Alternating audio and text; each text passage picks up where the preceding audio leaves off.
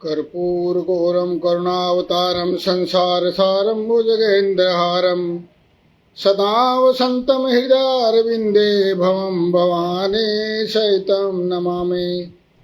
कथा प्रारंभ होते है सुनो वीर हनुमान। आसनान विराजियो पवन पुत्र बलवान सियावर रामचंद्र पद जय शरणम शंकर हरिओम जय जय सिया राम। मंगल भवन मंगलहारी उमा सहित जय जपत पुरारी। जय सिया राम जय जय सिया राम जय सिया राम जय जय सिया राम। सूत जी कहते हैं महर्षियों, भगवान श्री हरि के अंत ध्यान हो जाने पर मुनि श्रेष्ठ नारद शिवलिंगों का भक्ति पूर्वक दर्शन करते हुए पृथ्वी को ऊपर विचरण करने लगे। उन्होंने भोग और मोक्ष देने वाले बहुत से शिवलिंगों का प्रेम पूर्वक दर्शन किया और इस समय उनका चित्त शुद्ध जान करके वो दोनों शिवगण उनके पास गए जिनको श्राप दिया गया था। कुंडली दावेद जी बम बम बम भोले, और उनके दोनों ने मुनि के दोनों पैर पकड़ लिए। ब्रह्मन, हम दोनों शिव के गण हैं, हमने ही आपका अपराध किया है। राजकुमारी श्रीमती के स्वयंवर में आपका चित्त माया से मोहित हो गया था। उस समय परमेश्वर की प्रेरणा से आपने हम दोनों को श्राप दे दिया और उस समय हमने कुसमय जानकर हमने चुप रह जाना ही अपने जीवन की रक्षा का उपाय समझा।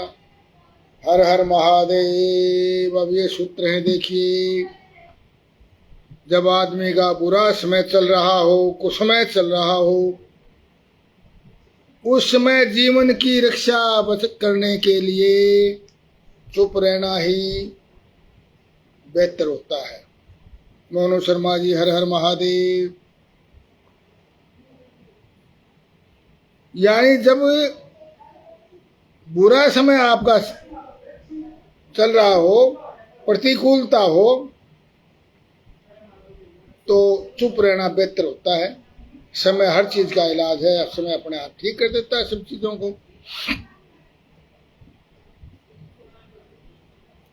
और हमने चुप रह करके अपनी जीवन रक्षा का उपाय बेहतर समझा।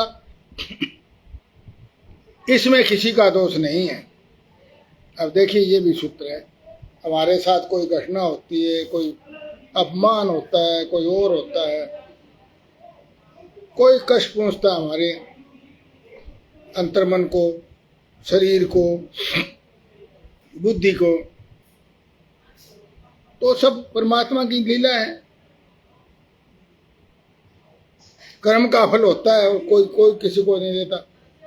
रब ना करे किसी दा माड़ा, माड़े तेरे कम बंदिया। कम का मतलब कर्म, प्रारब्ध, पिछले जन्म में जो किए हुए कर्म है। राजदेव शाह जी, हर हर महादेव। हे नारद जी, अब आप प्रसन्न होइए और हम दोनों पर कृपा कीजिए। नारद जी ने कहा, आप दोनों महादेव जी के गण हैं, इसलिए मेरे लिए सम्माननीय है। पहले मेरी निश्चय ही मेरी बुद्धि भ्रष्ट हो गई थी, बिगड़ गई थी, और मैं मोह के वश होकर के आप दोनों को श्राप दे दिया। हे शिवगुणों, मैंने जो कुछ कहा है वो तो अब टल नहीं सकता, वैसा ही होगा। मैं आपके लिए साफ उद्धार की बात बता रहा हूँ, आप लोग मेरे अपराध को क्षमा कर दें। मुनिवर विश्रवा मुनि के वीर्य से जन्म ग्रहण करके आप संपूर्ण दिशाओं में प्रसिद्ध कुंभकर्ण रावण यानी राक्षस राज का पद प्राप्त करेंगे। वैभव से युक्त बलवान और परम प्रतापी होंगे।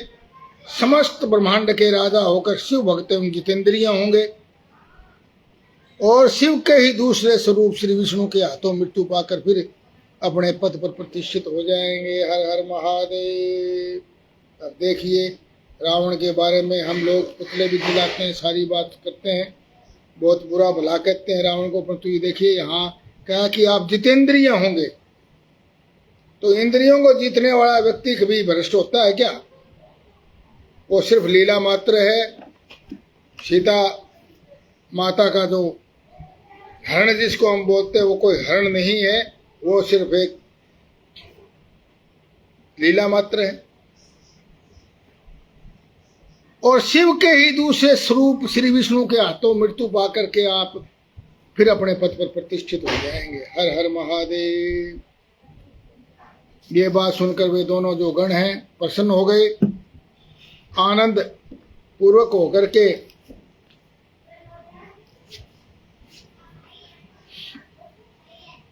और अपने स्थान को लौट गए। अब नारद जी अत्यंत आनंदित हो भूमंडल पर विचरण करने लगे। काशीपुर में गए, काशीपुरी में, जो कि शिव रूपिणी और शिव को सुख देने वाली है। काशीपुरी जी का दर्शन करके नारद जी कृतार्थ हो गए। हर हर महादेव। रोहित लोमस जी हिसार से कथा से जुड़े हैं। हर हर महादेव। आप एक विद्वान पिता के विद्वान पुत्र हैं।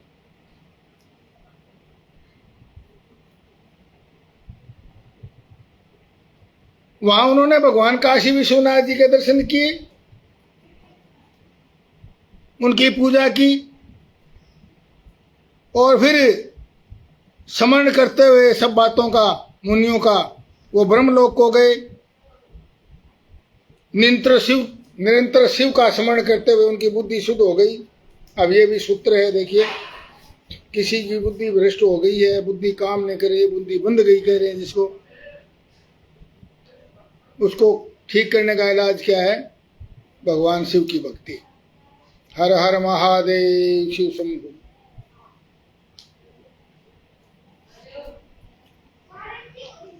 निरंतर शिव का स्मरण करने से, यानी भगवान शिव को याद करने मात्र से उनकी बुद्धि शुद्धि हो जाती है।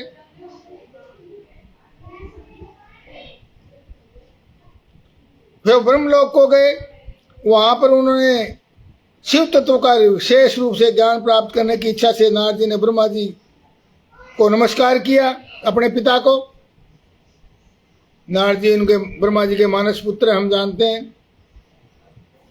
नारद जी बोले, परम ब्रह्मन पिताश्री परम ब्रह्म परमात्मा के स्वरूप को जानने वाले हे पिता, जगत प्रभु, आपके कृपा प्रसाद से मैंने भगवान विष्णु के उत्तम महात्म्य का पूर्ण ज्ञान प्राप्त कर लिया है। सोनूराज जी। हर हर महादेव। भक्ति मार्ग, ज्ञान मार्ग, अत्यंत दुस्तर, तपो मार्ग, दान मार्ग, तीर्थ मार्ग का भी वर्णन सुना है, परंतु शिव तत्व का ज्ञान मुझे अब तक नहीं हुआ है। हर हर महादेव। भक्ति मार्ग, ज्ञान मार्ग, तप मार्ग, दान मार्ग सारे मैंने देख लिए हैं। हमारे बहुत ही प्रिय हिसार से पवन खारिया जी भाजपा के वरिष्ठ नेता हैं और हमारे परम मित्र कथा से जुड़े हैं। हर हर महादेव। भगवान आप महादेव आपका कल्याण करे, आपको तरक्की दे, दीर्घायु दे, आप स्वस्थ रहें। मैं भगवान शंकर की पूजा पद्धति विधि को नहीं जानता। हे निष्पाप पिता, मैं आप जो वर्णन करना चाहिए मुझे बताइए। अपने पुत्र नारद की ये बात सुनकर के ब्रह्मा जी बोले, देव श्रोमणे नारद, तुम सदा जगत के उपकार में लगे रहते हो और इसलिए तुमने एक उत्तम बात पूछी है, मैं तुम्हें उसका वर्णन करता हूं। जिस समय समस्त ये चराचर जगत नष्ट हो रहा था, सर्वत्र केवल अंधकार ही अंधकार था। जब ये जगत चराचर नष्ट होता है तो फिर अंधकार ही अंधकार हो जाता है, प्रकाश, सब चीजें समाप्त हो जाती हैं, शून्य हो जाता है। न सूर्य दिखाई देते थे, न चंद्रमा,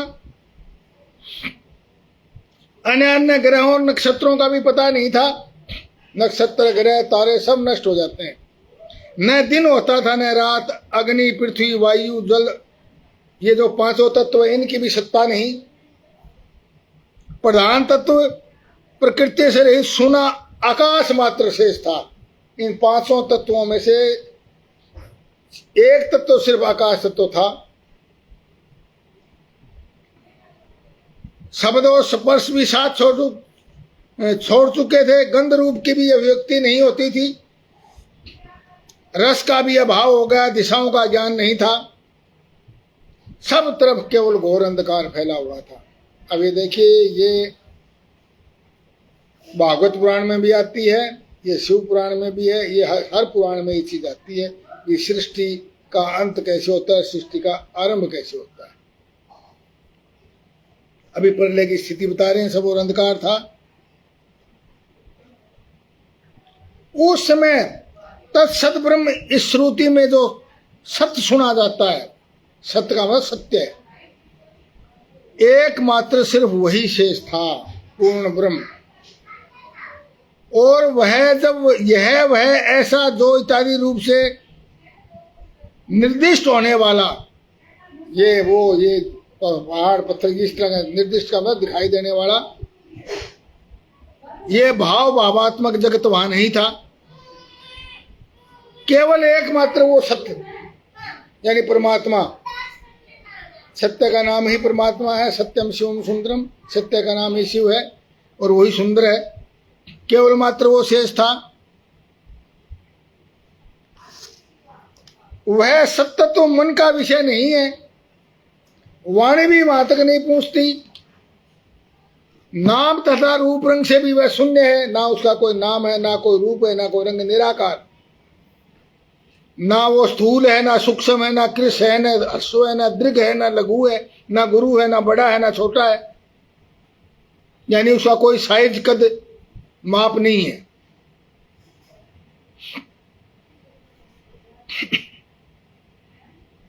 वह सत्य ज्ञान स्वरूप अनंत परमानंदमय परम ज्योति स्वरूप अप्रमेय आधारहित निर्विकार निराकार निर्गुण योगी गम्य सर्वव्यापी और सबका एकमात्र कारण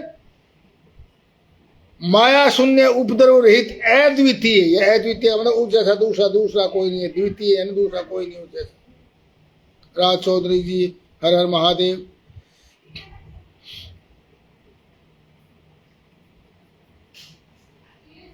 और वो विकारों से शून्य और चिन्मय है, जिस परम ब्रह्म के विषय में ज्ञान और अज्ञान से पूर्ण उक्तियों द्वारा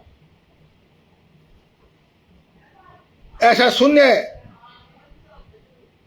जो उस समय था, कुछ काल के पश्चात सृष्टि का समय आने पर, यह सुषुप्ति का समय होता है और फिर सृष्टि का समय आता है। तो प्रलय का समय था मान लो। तो वो जो एक था एकमात्र सत्य, उसने द्वितीय की इच्छा प्रकट की कि मैं एक से दो हो जाऊं। और उसमें दो होने का मतलब एको अहम बहुश्यामी, ऐसा बोला है भागवत पुराण में। मैं एक हूं, बहुत हो जाऊं।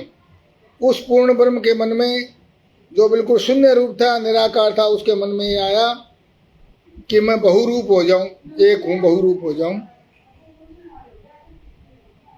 तो उसके भीतर एक से अनेक होने का संकल्प उदित हुआ और तब उस निराकार परमात्मा ने अपनी लीला शक्ति से मूर्ति यानी आकार की कल्पना की। निराकार से साकार होगा तो साकार होकर के कई हो गए साकार, तो माना जाएगा कि बहुत हो गए। निराकार का क्या बहुत है? जिसका अस्तित्व ही नहीं है उसका बहुत क्या होना है? यानी साकार होना पड़ेगा उससे पहले, और साकार होकर के एक अनेकों रूप में फैलेंगे तो उसको एक से बहुत हो रहा माना जाएगा। उस शुद्ध रूपिणी ईश्वर मूर्ति की कल्पना करके वह अद्वितीय सर्वव्यापी परब्रह्म अंतर्हित हो गया। जो मूर्ति रहित परम ब्रह्म है उसी की मूर्ति चिन्मय आकार यानी साकार हो गई। भगवान सदाशिव उस साकार रूप में प्रकट हो गए। उस समय एकाकी रहकर स्वेच्छानुसार विहार करने वाले उस सदाशिव ने अपने विग्रह से सौम्य एक स्वरूप भूता सृष्टि की विचार किया। उस पराशक्ति को प्रधान प्रकृति गुणमती माया बुद्धि तत्व की जननी और विकार रहित बताया गया है। वही शक्ति अंबिका कही गई है, उसी को माया कहा गया है, उसी को प्रकृति, उसी को सर्वेश्वरी। सदा शिव भगवान के द्वारा प्रकट की गई उस शक्ति के 8 भुजाएं और वह अकेली अपने मुखमंडल में सदा 1000 चंद्रमाओं की कांति धारण किए रहती है।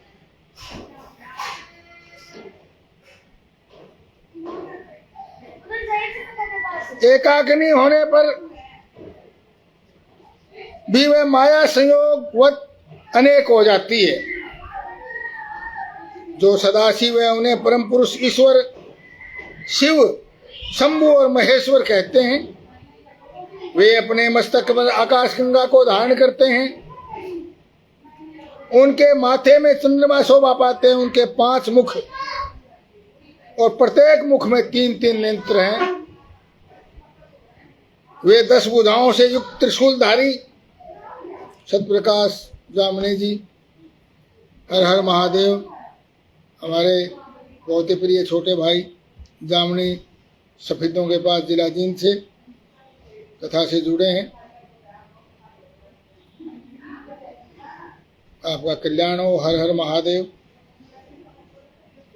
उनके श्रीअंगों की प्रभा कर्पूर के समान श्वेत गोर है, गोरे रंग के श्वेत कपूर की तरह, जिसका कपूर सफेद होता है। उस काल रूपी ब्रह्म ने एक समय शक्ति के साथ शिवलोक नामक क्षेत्र का निर्माण किया था और उस क्षेत्र को ही काशी कहते हैं। हर हर महादेव। वह परम निर्वाण मोक्ष का स्थान है जो सबके ऊपर विराजमान है। वे प्रिय प्रियता रूप शक्ति और शिव जो परमानंद स्वरूप है उस मनोरम क्षेत्र में नित्य निवास करते हैं। काशीपुरी परमानंद रूपिणी है। मुने शिव और शिवा ने प्रलय काल में भी उस क्षेत्र को अपने सानिध्य से मुक्त नहीं किया। प्रलय काल में भी काशी समाप्त नहीं होती, उसको मुक्त नहीं करते हो। इसलिए विद्वान क्षेत्र उसे, विद्वान पुरुष उसे अविमुक्त क्षेत्र यानी कि जो मुक्त ना हो के नाम से जानते हैं। इसीलिए पिनाकधारी शिव ने पहले उसका नाम आनंदवन रखा था और उसके बाद वह अविमुक्त नाम से प्रसिद्ध हुआ। आनंदवन भी काशी जी का ही नाम है, वाराणसी इसको बोलते हैं। देव ऋषि एक समय उस आनंदवन में रमण करते हुए शिवा और शिव के मन में यह इच्छा हुई कि किसी दूसरे पुरुष की भी सृष्टि करनी चाहिए और इसलिए वही पुरुष हमारे अनुग्रह से सदा सबकी सृष्टि करे और पालन करे और फिर वही अंत में सबका संहार करे।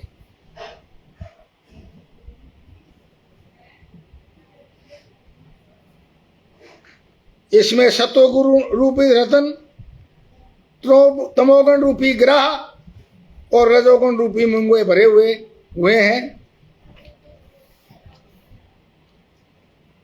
किसमें? जो हमारा ये चित्त है एक समुद्र की तरह है हमारा मन,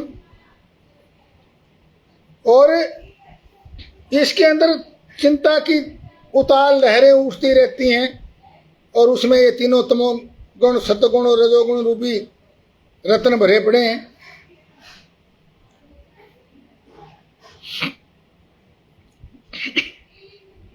ऐसा निश्चय करके भगवान शक्ति सिद्ध सर्वव्यापी भगवान शिव ने अपने वाम भाग के 10वें अंग पर अमृत मल दिया। फिर वहां से एक पुरुष प्रकट हुआ जो 3 लोकों में सबसे सुंदर था। वह शांत था। मुने क्षमा नामक गुण से युक्त उस पुरुष के लिए ढूंढने पर भी कोई उपमा नहीं मिलती। उसकी कांति इंद्र नील मणि के समान श्याम थी।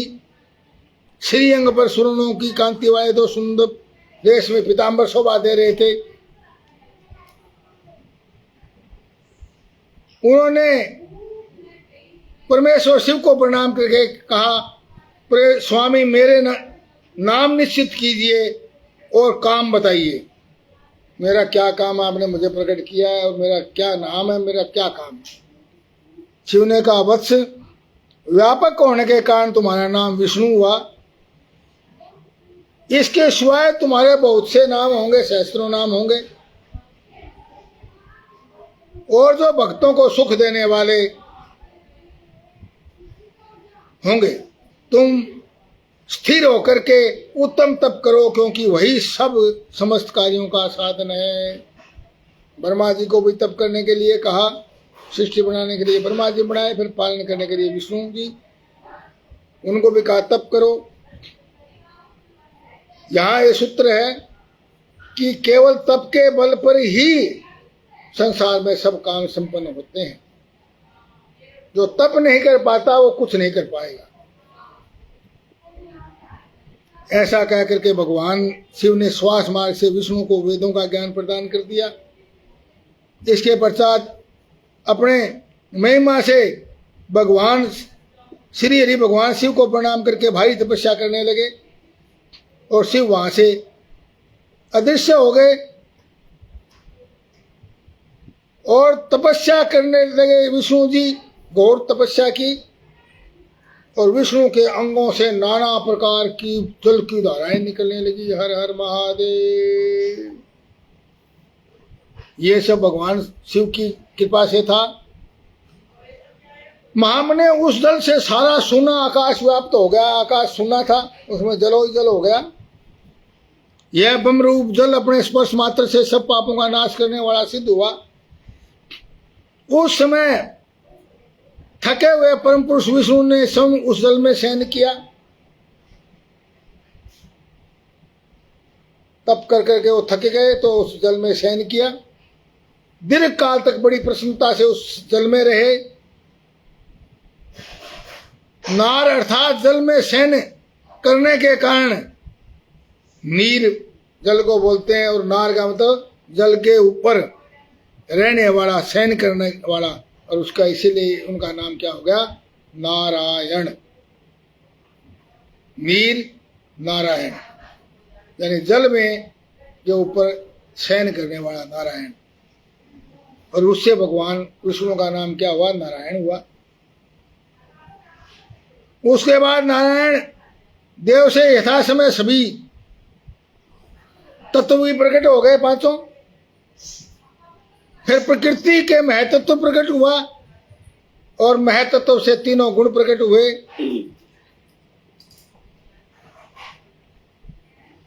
तीनों गुणों के भेद से त्रिविध अहंकार की उत्पत्ति हुई।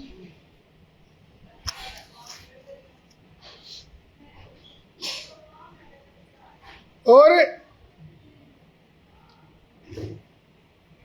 अहंकार से 5 तन्मात्राएं पैदा हुई, और उन तन्मात्राओं से 5 भूत पैदा हुए, यानी 5 तत्व। उसी समय ज्ञानेन्द्रियां, 5 ज्ञानेन्द्रियां और 5 कर्मेंद्रियों का भी प्रादुर्भाव हुआ। हे मुनि श्रेष्ठ, इस प्रकार मैंने तुम्हें तत्वों की संख्या बताई है। इसमें से पुरुष को छोड़कर शेष सारे तत्व प्रकृति से प्रकट हुए हैं। पुरुष का मतलब तो पूर्ण परमात्मा है, उससे प्रकृति पैदा हुई, और प्रकृति से बाकी सारे तत्व पैदा हुए। और इसलिए सब के सब जड़ हैं, कोई चेतन नहीं इनमें, क्योंकि ये सब प्रकृति से पैदा, प्रकृति जड़ है। तो तत्वों की संख्या 24 है। उस समय एकाकार हुए 24 तत्वों को ग्रहण करके वे परम पुरुष नारायण भगवान शिव की इच्छा से ब्रह्म रूप जल में सो गए। हर हर महादेव। ब्रह्मा जी कहते हैं देव से, जब नारायण देव जल में शयन करने लगे, तब उनकी नाभि से भगवान शंकर की इच्छा से अचानक एक कमल प्रकट हुआ, बहुत बड़ा, जो बहुत बड़ा था। उसमें असंख्य नाल दंड थे, और उनकी कांति कनेर के फूल के समान पीले रंग की थी। पीले रंग का एक बहुत बड़ा कमल पैदा हुआ।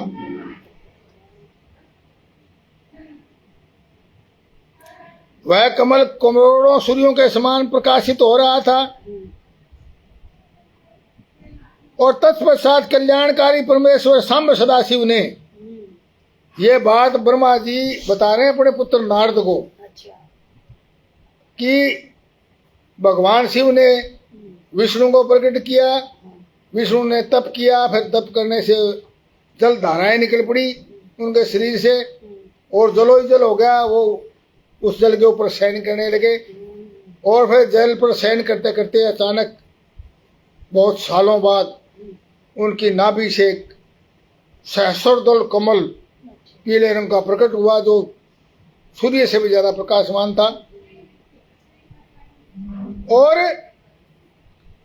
ब्रह्मा जी कहते हैं उस महेश्वर ने तुरंत ही प्रयत्न करके मुझे दाहिने अंग से उत्पन्न किया।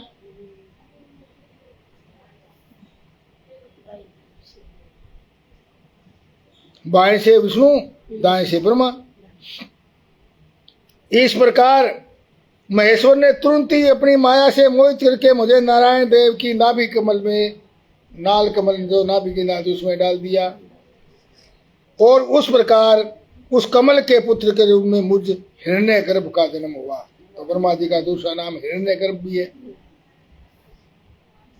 मेरे 4 मुख हुए और शरीर की कांति लाल हुई। मेरे मस्तक त्रिपुंड की रेखा से अंकित थे। तात भगवान शिव की माया से मोहित होने के कारण मेरी ज्ञान शक्ति इतनी दुर्बल हो रही थी कि मैंने कमल के सिवाय किसी दूसरे को अपना जनक या पिता ही नहीं माना। मुझे कोई ज्ञान नहीं रहा। मैंने सोचा मेरा एक कमल से ही मैं पैदा हुआ, कहाँ से आया हूँ, मैं कौन हूँ, मेरा क्या कार्य है, मैं किसका पुत्र होकर उत्पन्न हुआ हूँ और किसने इसमें मेरा निर्माण किया, मुझे कोई ज्ञान नहीं मिला। नारद जी बोले, नारद जी को ब्रह्मा जी बोलते हैं। इस प्रकार संशय में पड़े हुए मेरे मन में विचार हुआ कि मैं किस लिए मुंह में पड़ा हुआ हूँ। जिसने मुझे उत्पन्न किया उसका पता लगाना तो बहुत आसान है। कुलदीप मानक जी, हर हर महादेव।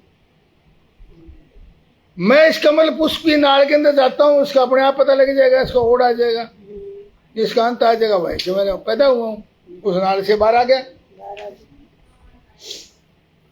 अतः इस कमल का उद्गम स्थल कहाँ है? जल में है। तो जल में जाता हूँ, मैं जल से उत्पन्न हुआ हूँ। ऐसा निश्चय करके मैंने अपने को कमल से नीचे उतारा, उसकी जो नाल थी उससे। मैं उस कमल की एक एक नाल में गया, सैकड़ों वर्षों तक वहां घूमता रहा, परंतु उस कमल का नाल का कोई अंत नहीं मिला। मैं फिर संशय में पड़कर नाल के मार्ग से कमल पर फिर चढ़ने लगा। उस कमल का भी अंत नहीं पाया मैंने, कितना बड़ा है। मैं मोहित तो उठा शिव की माया से। उस समय भगवान शिव की इच्छा से परम मंगलमयी उत्तम आकाशवाणी प्रकट हुई, जो मेरे मोह को विध्वंस करने वाली थी। उसे मेरा मोह नाश हो गया। उन्होंने कहा तपस्या करो। उस आकाशवाणी को सुनकर मैंने जन्मदाता पिता का दर्शन करने के लिए 12 वर्षों तक घोर तपस्या की। 12 वर्ष ब्रह्मा जी के।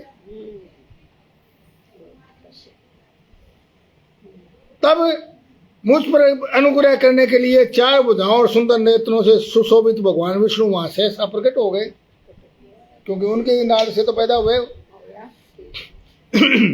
उन्होंने शंख चक्र गदा पद्म धारण कर रखे थे, पीताम्बर पहन रखा था। मैं उनकी छवि पर मोहित हो रहा था। वो करोड़ों कामदेवों के समान मनोहर दिखाई दिए।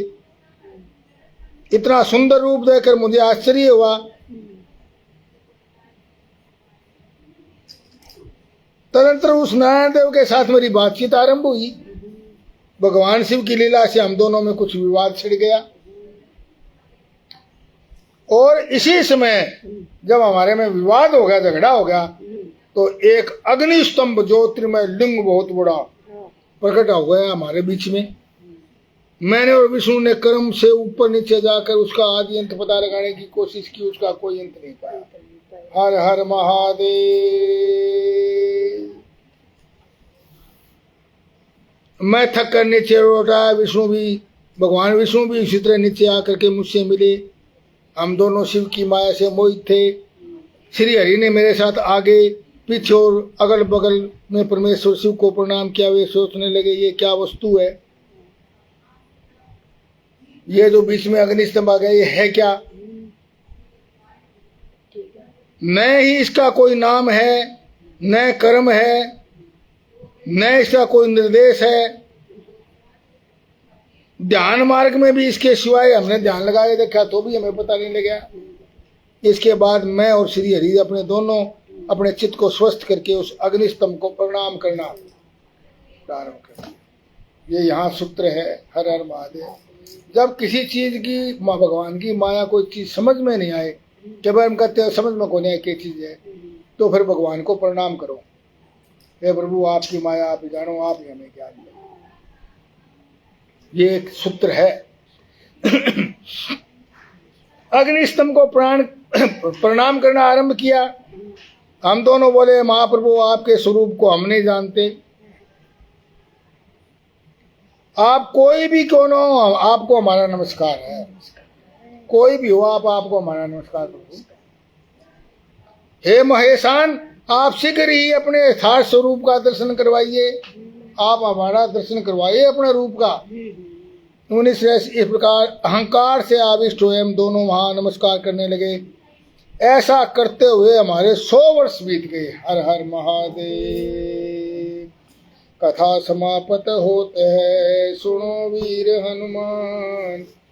शिव पुराण शिवलोक में आप करो विश्राम। सियावर रामचंद्र पद जय शरणम। शंकर हरिओम जय जय सिया राम। मंगल भवने अमंगल हारे, उमा सहित जय जपत पुरारे। हर हर महादेव।